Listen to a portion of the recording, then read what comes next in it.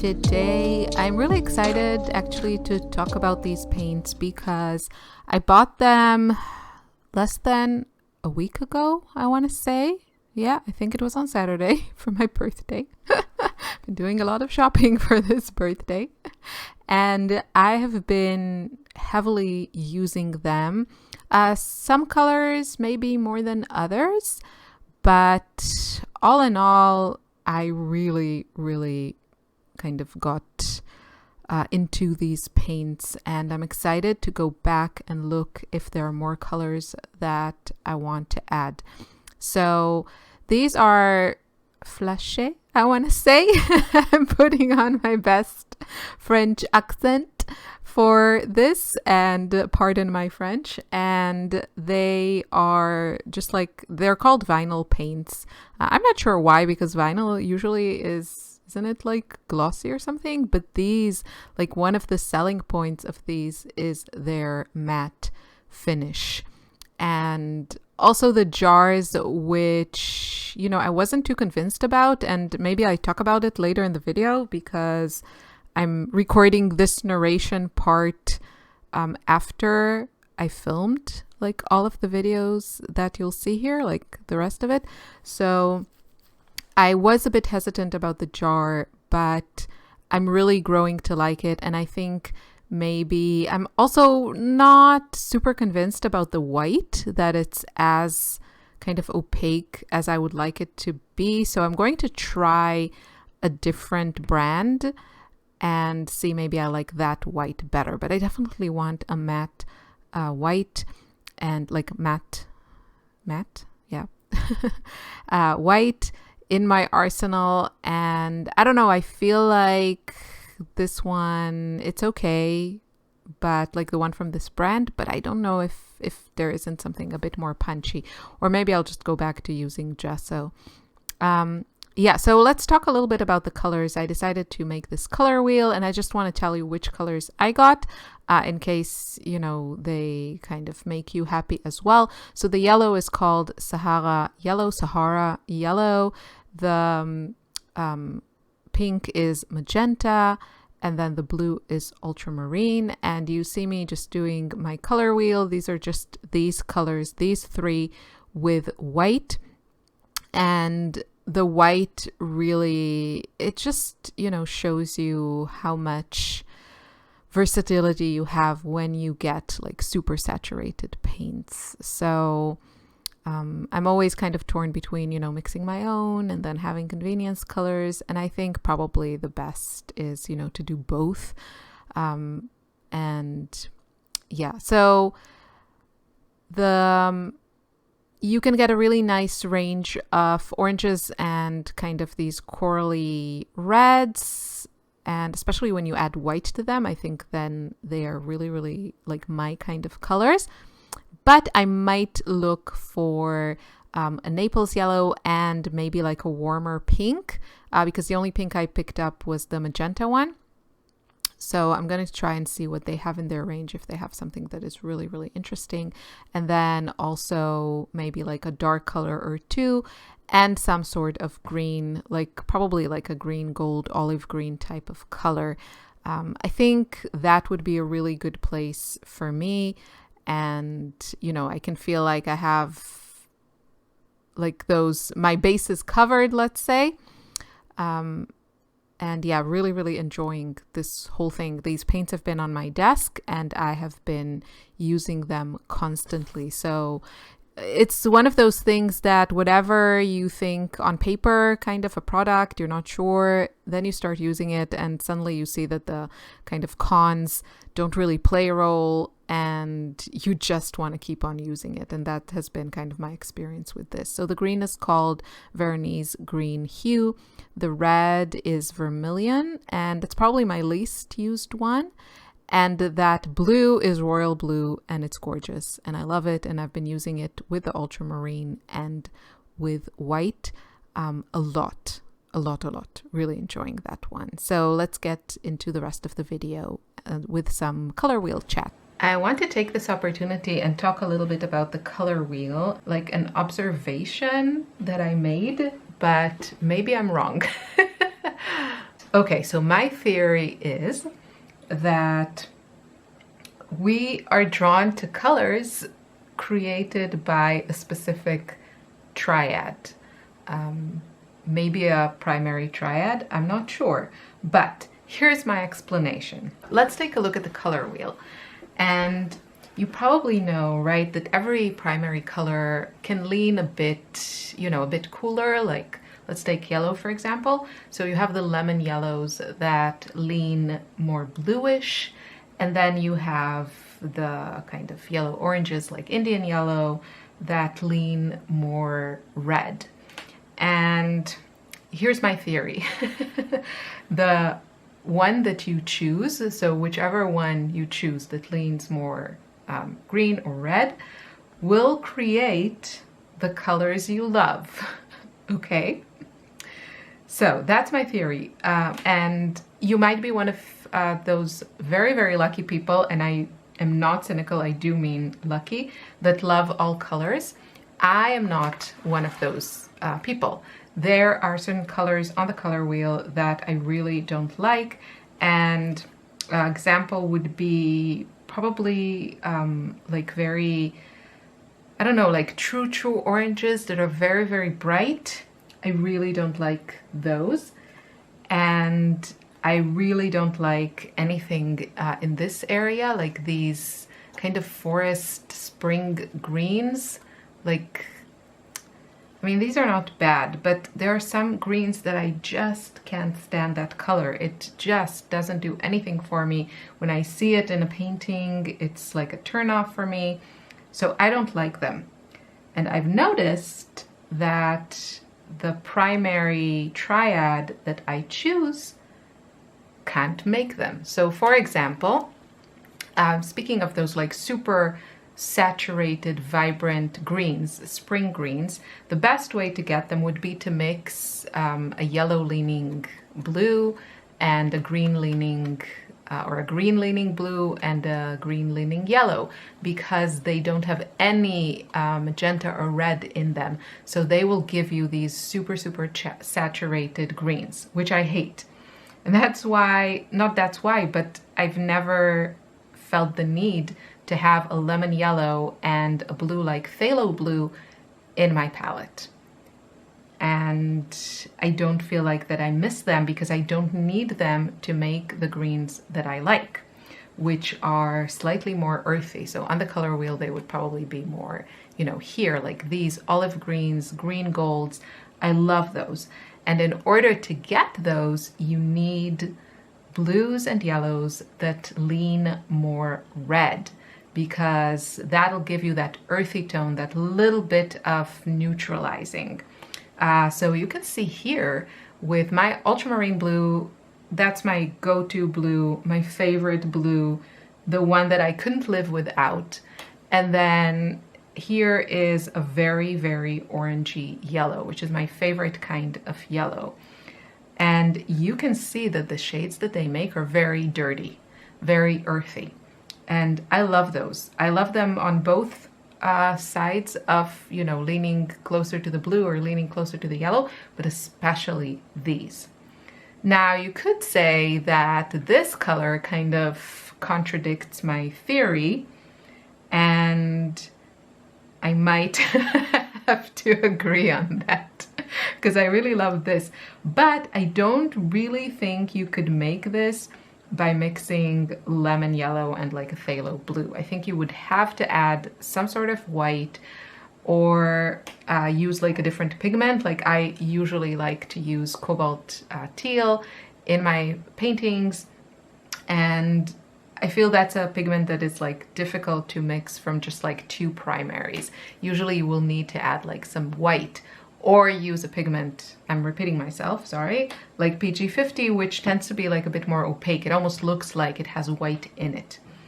So that's my theory. And now testing that theory on my magenta and blue, a lot of people talk about the primaries and they talk about red and that it's a primary and you can't mix it. And I'm sorry, but you can mix red. I mean, this is red and I mixed that. You can mix red using magenta and yellow. You can't mix magenta. You just can't. If you take a red and add blue to it, you will get kind of an earthy purple. You will never get magenta. So for me, magenta is a primary and red could substitute it, but whenever I hear, I get triggered when I hear you can't mix red, because you can. There, I mixed it. I did it. So there. Anyway, I usually don't choose red as my primary because you know I love my pinks, you know I love my bright pink. I think it's just like the one color that I love to have super, super saturated in my color palette. And yeah, and it meets my theory because when I mix it with ultramarine, it gives me, especially if I add a tad bit of ultramarine to it, it gives me those violets that I adore that really lean pink. And I still get, it's like a very vibrant violet. If I used red as my primary, I could never get those purples and violets that I really, really love. It's just the red has too much yellow in it, so it'll never give me that very saturated high chroma color that is on the outside of the color wheel. Whereas when it comes to greens, I don't want those high chroma colors. And now the last one, the mixing of my yellow and my magenta. So because my, like the magenta is a very cool pink, I can get a really beautiful variety of corals and oranges and like salmon colors with my warm yellow. And again, they will be like very rich, and I can always add a tad of like white to them to kind of give it a bit more opacity and creaminess. But I really love to have a range of oranges and peaches and corals and all those colors, and having like such a warm yellow and a very, very saturated, sometimes quite cool magenta really gives me all those options. And I do sometimes like also to add a bit of a warmer pink. Sometimes that will actually create really, really nice, even nicer kind of corals than the magenta because it's so cool. So that's my theory. Let me know if you've thought about this, if you've explored it. And if you haven't, then I challenge you to pick your primaries. And I don't mean like it can be a red. Maybe you're really, really not into pinks, and then red is a great choice because you kind of skip that magenta area of the color wheel. But yeah, let me know. Like, try to really, really narrow it down. Pick one blue, one yellow, and one red or magenta, and see what they give you. Now, maybe you are super neutral with your choices and, you know, your colors don't lean as much as mine do. Like, these two are very, very cool. Like, this is a, you know, quite a reddish blue, and this is a bluish magenta, and then my yellow leans very, very warm. But that's my color story. Maybe yours is different. Hopefully yours is different, because it's boring if we all do the same thing. But I just really like that, and I really feel like I feel more confident to paint with less colors and mix colors also confidently, because I kind of know that I have my theory and I can get the greens that I like. Even though, yes, I do have my crutches. I usually have my green gold or olive green. It's also a convenience thing. And I will have like my addition, like this color I can't mix with these three. I don't think I can. I don't think it's possible. Yeah, because this doesn't have like any red in it. And my, as I said, my blue is very reddish and my yellow is very warm, so it also has a little bit of red in it. So I do need some help to get to that perfect color story, but yeah, I just thought it was interesting, and I would be interested also to try this like theory to kind of create color stories, maybe more limited color stories. So for example, I would take something like this as my blue, even though this is not blue. But I would take that and maybe something like Naples yellow, which would really kind of leave out all of this area in the color wheel. You know, if I chose like kind of a creamy light yellow and this teal, then that means that everything here I wouldn't be able to mix. And then maybe choose like a nice warm pink and see where that brings me. I think that's a color story that would really appeal to me, so might play with that. Now, as for these colors, so these are the 6 colors that I bought from this brand, the Flashe colors, and the finish is beautiful. I think the thing to remember when working with these, at least for me, is to work with like very little water, because they streak, and I'm not a fan of that. Like what I'm looking for is that flat, opaque finish, and once you start adding like a little bit of water, it could be interesting in a painting to get like some texture, but as you can see, it's like very streaky, so there's something to keep in mind. The container, I'm not sure. Like, I love the concept of it, but it does kind of, you know, you have to kind of take out the paint with something to a palette because you don't want to contaminate the entire container, or maybe work with a few brushes. I'm not sure. I have to play around with it. It also takes a lot of space on my table. Of course, I could just take out color and put it in a palette. Maybe I would, it dries. So I'm thinking I might need to set up a palette so I can kind of just scoop the color. Because I don't know if I want to work with like a bunch of these open on my table. They take a lot of space, and I'm a little bit scared to like drop something in the container because I'm so messy.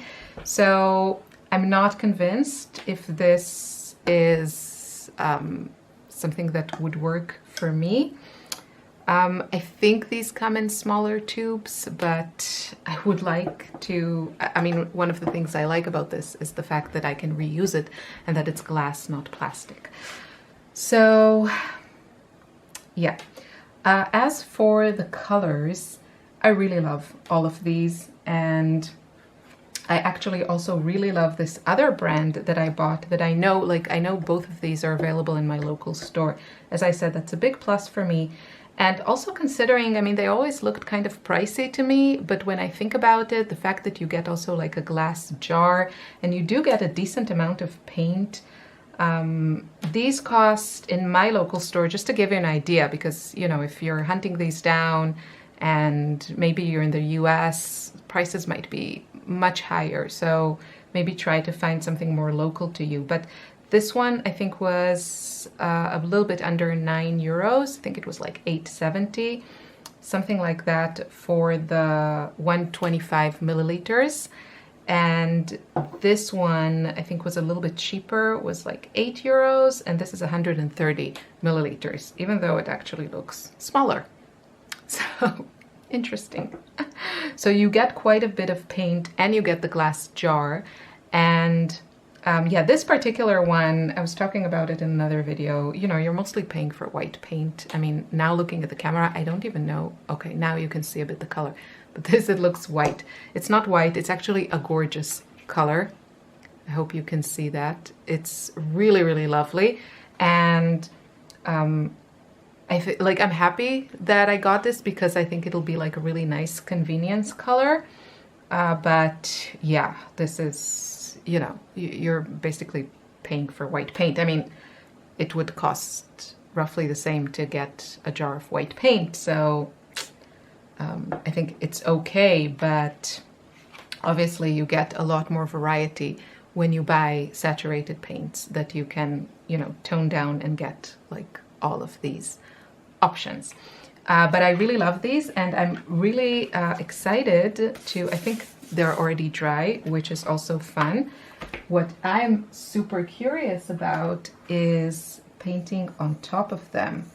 And that's one of the reasons that I'm so kind of obsessed with the finish, because I love working in mixed media and I love sketching in pencils, and this is a joy. I mean, I don't know, I think you have to really try it for yourself if you're like a tactile person. This is just lovely. It's just lovely to paint on these paints. It doesn't feel plasticky like acrylic paint. This also has to do with the consistency. They're not completely fluid, but they're definitely more liquid. They're not heavy body. So, you know, you could water down your heavy body acrylics and it'll give you kind of a similar effect. Once it's watered down, it's not as glossy as it is when it's, you know, heavy body. But I like it that I don't have to go through that step, that I can just use it from the jar and get that finish and not have to add anything to it. Convenience is a big thing for me, that helps me make my process more enjoyable. If you enjoy, you know, mixing paint and like the whole chemistry side of this, then, you know, you might enjoy like watering down your heavy body paints. But I really want this shortcut and I want this finish. And I feel like these paints can give it to me for a price and quantity that I can't really get from, you know, other major brands that I use. Lucas doesn't have a matte paint, and then Golden, Liquitex, I think those are the other brands that have something like this, are very expensive and kind of hard to find, like the matte finish version or their gouache acrylics. I don't really have them around me. And then Holbein and Turner, which make gorgeous paint, again, I have to order online and they come in these teeny tiny tubes. So I would like to go down this route. The color range with this company is really nice, but nothing compared to Holbein or Turner, which have a glorious color range. So you can't have it all, but maybe, you know, I could combine, like use the ones that I love from this range or the basic colors, and then add on top, like top it off with those more specialty colors that I love from Holbein or Turner. But yeah, all in all, really loving the finish. Both of these, actually. I would say even this Fleur paint, this chalky look one is really smooth. Like these are a little bit more streaky, but I also used a brush, and I think this one I just used my finger. So yeah, really exciting, really fun. And I'm happy to update you with all this and hopefully give you some useful information so you can decide if this is something you want to try. I will say, if you haven't tried acrylic gouache or matte acrylics, try it. Maybe find a set that you like a color story you like, or grab a few colors, you know, like a primary, triad, and a white, something like that, and see if this is something that speaks to you. Personally, I love it. Okay, let's try. I wanted to try some colored pencils, maybe some lighter colors, and see how that works. So let's see what I have here. This is a Prismacolor. Oh, it's like so satisfying to sketch on this, but let me try. This is a new one, Color Soft from Derwent. And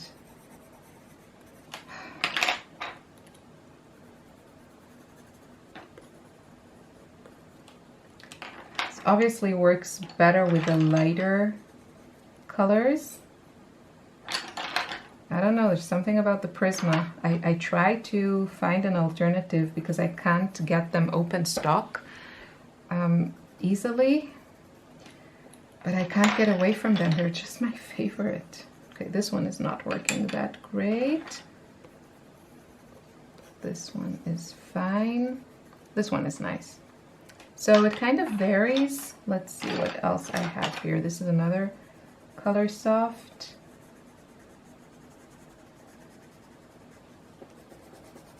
Yeah, it's very nice to work on top. I have to see if, like with a white pencil, how that would work.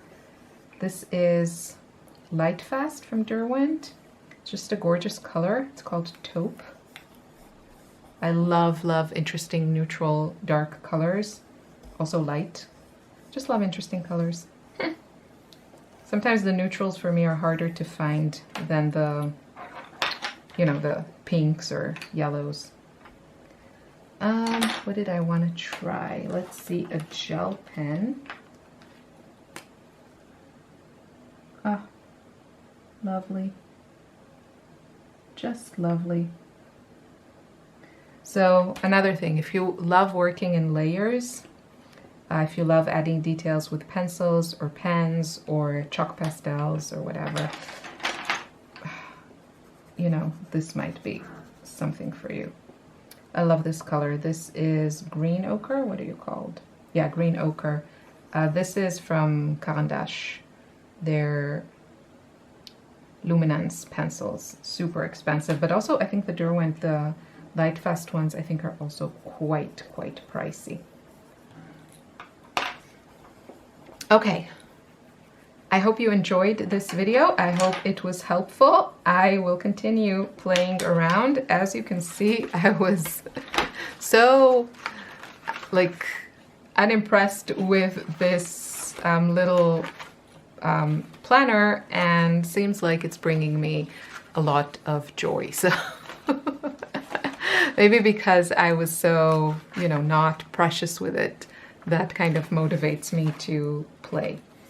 And this actually, you know, I like some of her artwork, Flora Bowley, but I don't know. I guess I'll keep it. I don't want to cover it because I still like it. But yeah, I have many more pages I can use. And I want to see how this color works as kind of a base layer. So that would be interesting. And going to try this color and let's see, just grab a little bit with a palette knife and then smear it with my trusty spatula type of thingy.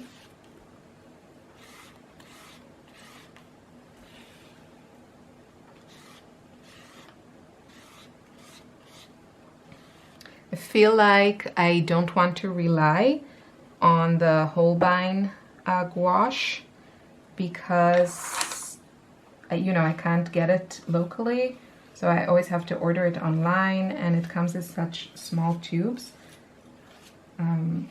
Even though it does last quite a bit, but I don't want to be precious about it. So I feel like with at least some colors, I need to have some more available to me, more local, you know, go to the art store, grab a paint tube options. And I think this could be really great. So I'm very happy that I found these. Yeah, we'll see how I make them work for me, but the finish and the texture is really beautiful. And I think this brand, this Fleur brand, I think they have like really interesting kind of muted semi-neutral colors. So, you know, I might find some convenience colors like go-to backgrounds or something like this that I can easily use without having to mix large amounts of these every time I want to use it. So yeah, happy discoveries all in all, I feel like. And I'm losing the light. It's winter time now, and it's now 4:20 in the afternoon, and it's already like the sun is behind the trees here, and I really already need to switch on the light, which is a little bit annoying, but it is what it is. So I should be happy at least there was sun today. Okay, till next time.